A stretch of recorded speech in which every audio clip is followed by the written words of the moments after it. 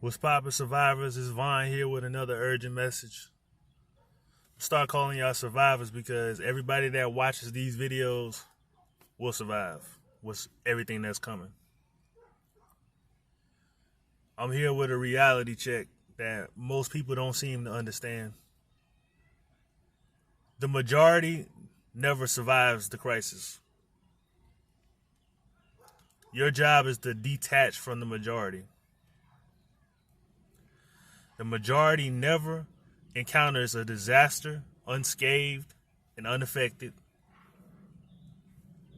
and they tend to not survive famines, anything of a world disaster class. They're not going to survive that. So it's your job to not do what the majority is doing. So what is the majority doing right now? I'm at the park just to peep game and see what's going on. I see people playing basketball. I see people golfing.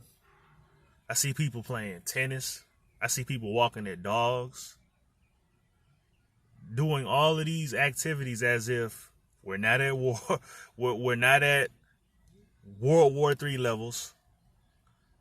Like we're not sanctioning a major military power that has already announced that if anybody interferes with that war that's going on in UKR, there will be severe consequences never seen before in history. Meanwhile, you just see people here at Dunkin' Donuts. You just see people just doing the same thing every day like nothing's happening. Like we're not in the pandemic. We're not having any type of resource shortages or anything. You just see people moving like it's normal. When the quote unquote elites said prepare for the new normal, that's not what they was talking about.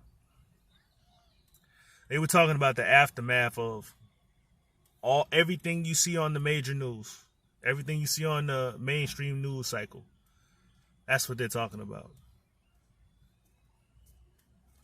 So if you want to heighten your chances of making it out of this horrible situation, because it's horrible,